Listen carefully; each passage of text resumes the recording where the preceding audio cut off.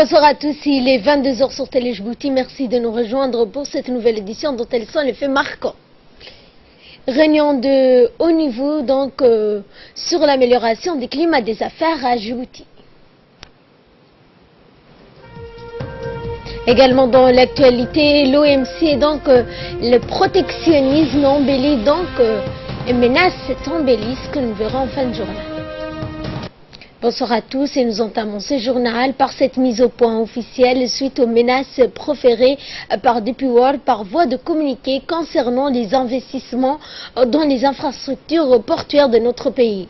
Dans un premier temps, notre pays tient à rappeler qu'elle n'a pas manqué aux obligations du contrat qu'il y ait DP World à l'ancien terminal à conteneurs de Doralé, lequel contrat stipule en son article 17 que l'une ou l'autre des parties peut unilatéralement se retirer du contrat. Dans un deuxième temps, la République de Djibouti, constatant que ce contrat était contraire à l'intérêt général, la résiliation du contrat conduit donc à sa redéfinition en un simple contrat administratif. Dans un troisième point, notre pays tient également à rassurer les investisseurs en rappelant que l'État djiboutien développe déjà un partenariat public-privé, notamment avec la construction de grandes infrastructures portuaires telles que le port de Tadjoura, le port de Goubet, le DMP. Enfin, la République de Djibouti réitère sa détermination à travailler avec les investisseurs publics comme privés qui souhaitent investir sur l'ensemble du territoire national en leur garantissant la sécurité juridique conformément au texte en vigueur. Et c'était dans les titres, le ministre de l'économie et des finances chargé de l'industrie, Ilyas Moussa Dawalé, a présidé hier matin au Palais du Peuple une réunion de haut niveau sur l'amélioration du climat des affaires.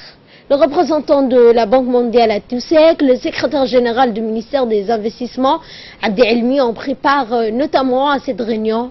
Les instructions en ce sens ont été données par le chef de l'État lors des dernières réunions tenant donc à la présidence sur le thème de l'amélioration du climat des affaires afin d'être mieux classé par l'agence de contrôle Doing Business. À ce sujet, le ministre a annoncé l'arrivée la semaine prochaine d'une mission d'évaluation de cette agence Doing Business.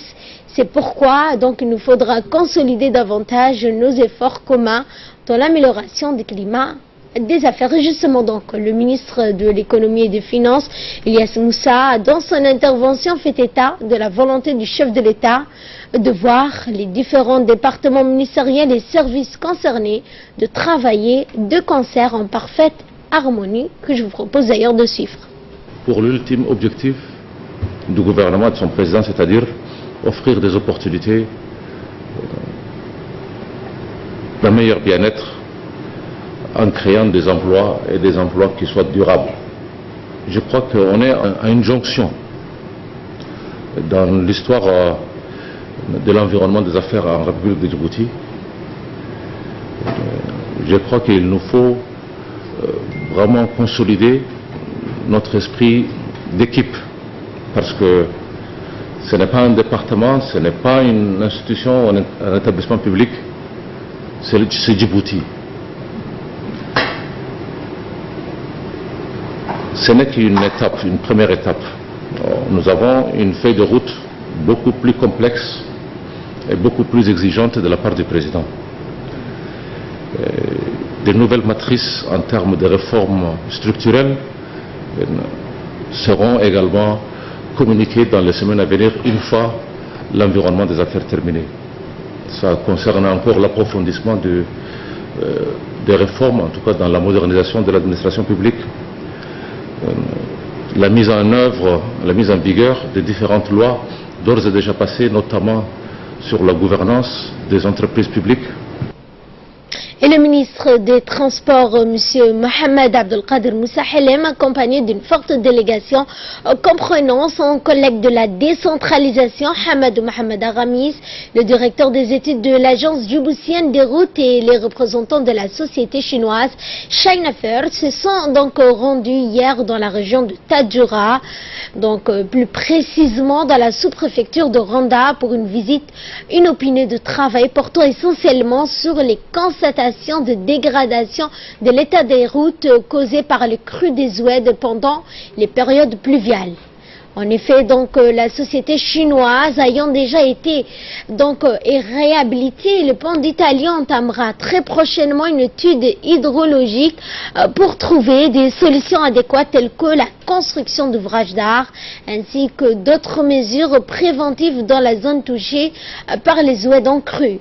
Enfin, donc, dans son intervention, le ministre des Équipements et des Transports a rappelé que l'intérêt de cette visite est de prévenir les dégâts et les dommages que peuvent causer les crues des Oued tout au long de la route Tadjoura-Randa que je vous propose d'ailleurs d'écouter. Étude géologique pour pallier au problème d'Oued qui passe sur cette route-là. Il y a plusieurs dégradations que nous avons remarquées depuis ces derniers mois.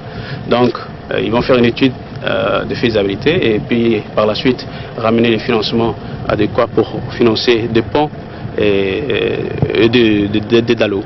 Et bien sûr aussi trouver des solutions de protection pour que les Oued ne dégradent pas ces corridors. Comme vous le savez, bientôt le port de Tadjoura va être opérationnel et des milliers de camions et des transits et des cargos vont passer sur ce corridor. Donc il était temps qu'aujourd'hui nous apportons une solution pour prévenir ces problèmes. Je suis avec mon collègue, le ministre de la décentralisation, le préfet et l'équipe de l'ADR qui va aussi supervisionner ces réhabilitations et ces corridors sont là pour apporter tous les conseils techniques. Voilà. Dans l'actualité également, il y a cette signature d'un accord de coopération entre Djibouti et la Somalie, notamment en matière d'affaires religieuses. En effet, le ministre des Affaires musulmanes, de la culture de Biawakf, Moumin Hassan Barre, a reçu le vice-ministre de Biawakf et des affaires religieuses somaliennes. Les deux ministres ont convenu à renforcer davantage les liens de coopération et de consultation entre les deux départements dans les domaines ayant trait à la diffusion de la culture de paix, d'entente, de modération et de dialogue qui sont des valeurs essentielles prônées par notre religion. Concernant la lutte contre l'extrémisme, le terrorisme, les deux parties ont exprimé leur volonté commune à œuvrer ensemble pour la création d'un centre régional pour faire face au phénomène de l'extrémisme violent dans la Corne de l'Afrique et de renforcer donc ainsi la sécurité et la stabilité dans toute la sous-région. À l'issue de cette visite, un accord de coopération dans les domaines des affaires religieuses et des biens waqf et de la da'wa a été signé entre le ministre somalien et le secrétaire général du ministère, M. Ahmed Mohamed Sultan.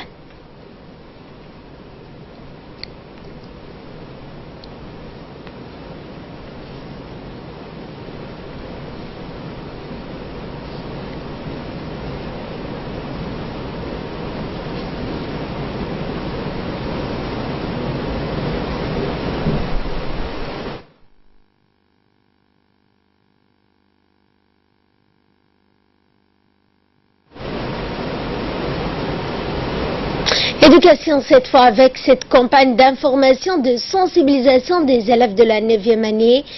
C'est s'en dérouler donc du mardi 3 jusqu'hier jeudi 12. En effet, 6 commissions composées de conseillers d'orientation, de cadres donc se sont rendus dans les collèges de la capitale et des régions de l'intérieur pour informer les élèves sur les différentes voies après le BEF. Objectif étant d'informer donc en double. Il s'agit d'abord de donner aux élèves le maximum d'informations nécessaires pour qu'ils fassent un choix éclairé entre l'enseignement général ou l'enseignement technique et professionnel. Par ailleurs, cette formation étant une priorité nationale, cette tournée avait pour but la valorisation de l'enseignement technique et professionnel. L'amélioration de la qualité de la formation professionnelle contribuera ainsi à la préparation de nos jeunes aux opportunités d'emploi offertes par le marché du travail de plus en plus diversifié compte tenu du développement économique du pays de plus en plus exigeant. Et ce communiqué avec ces fortes pluies qui se sont abattues dans la région de Dikil ce matin, notamment sur Dikil-Ville et ses périphériques Mouloud, Sabir, Gorambous, Bandora et Daoudaouia. La préfecture de Dikil informe que plusieurs oueds sont en crue, la circulation étant difficile sur la route nationale 1 entre Djibouti et Galafi. Ces pluies n'ont pas donc fait d'énormes dégâts, à l'exception d'un camion éthiopien qui a été renversé par les crues d'oued au niveau de Mouloud, où de la route nationale 1 traverse donc le lit d'oued. À cet effet, le préfet de la région de Dikil, M. Mohamed Cheko Hassan, communique que la circulation sur le corridor étant donc bloquée depuis ce matin sur 2 points, à savoir l'oued de Gorambous et l'oued de Mouloud, qui depuis donc ce matin était en forte crue.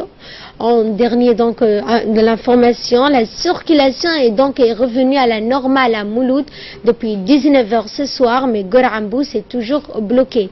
Le préfet de Dikil demande également aux conducteurs et usagers de la route, des camionneurs notamment, donc et des voitures légères, de doubler de vigilance et à ne pas s'aventurer dans les lits d'oued en crue, surtout en cette période des pluies. Les différentes sociétés de transit et de transport sont appelées à immobiliser leurs camions et autres véhicules à PK12, Bara et Galafi jusqu'à nouvel ordre. Outre Dikil et sa périphérique, on signale aussi de fortes précipitations dans les secteurs de Bandora, Dakar et enfin à Daoudaouia.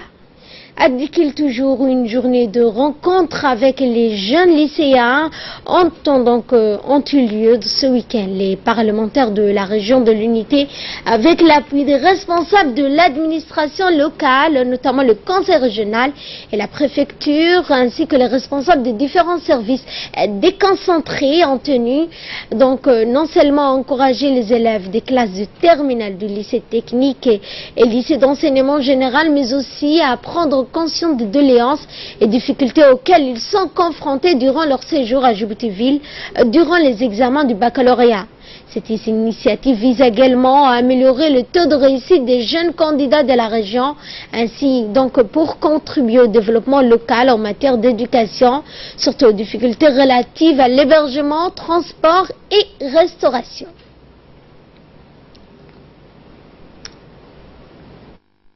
Qui sont devant vous, ils vont prendre la parole, mais quand on vous explique la portée de cette initiative, pourquoi on a voulu faire cette réunion, pourquoi on a ciblé les bacheliers, parce que vous êtes dans la ligne droite, vous êtes vraiment, qu'est-ce qui vous reste? Même pas un mois et demi comme ça, bientôt vous allez commencer les épreuves orales, pour certains, et c'est pour vous écouter, pour prendre vos doléances à cœur. Qu'est-ce qui vous manque? Ça, c'est à vous de le dire. Nous, on va en donner la parole aux responsables qui sont devant vous ici. C'est à vous de vous dire les difficultés que vous rencontrez pour pouvoir vraiment cartonner et réussir les bacs.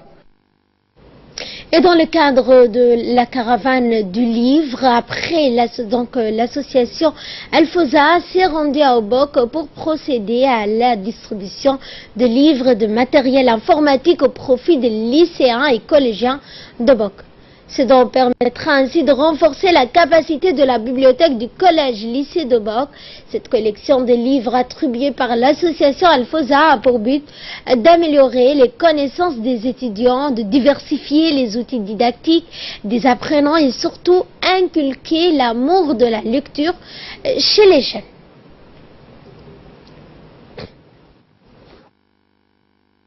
Matériel bureautique, nous avons réceptionné tous ces matériels et au nom de toute la population de Bok, au nom de la coordination des associations, je tiens à tout d'abord souhaiter la bienvenue à Monsieur le Président de l'association Alfosa et je le remercie. L'objectif c'était de renforcer la capacité de cette bibliothèque de Bok, du CM de Bok. Merci.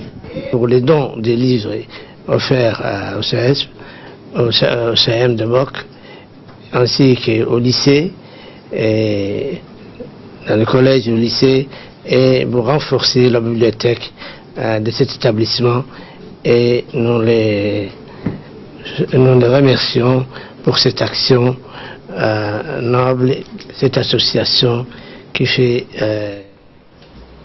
Et un mot de sport avec la clôture de la journée Omnisport à Tadjoura. À cet effet, des activités sportives et culturelles de l'année scolaire 2017-2018 se sont déroulées donc dans différentes écoles. Différents jeux ont été organisés. Course à pied, natation, football, ping-pong et également la remise des récompenses et des tables d'honneur aux meilleurs élèves qui ont une note supérieure à 16 en moyenne générale. La finale des activités s'est déroulée sur les terrains synthétiques de Tadjoura. La remise des trophées pour les gagnants s'est déroulée en présence du préfet adjoint Habib Djilani, le vice-président du conseil régional, le chef de service régional du MENFOC. Et cet avis de recherche, la famille Farah Qayad recherche activement M. Suleiman Farah, disparu depuis mercredi 11 avril, habitant donc à Balbala. Cheikh Moussa Suleiman Farah a quitté le domicile familial mercredi après-midi et n'est pas revenu, atteint d'une maladie mentale.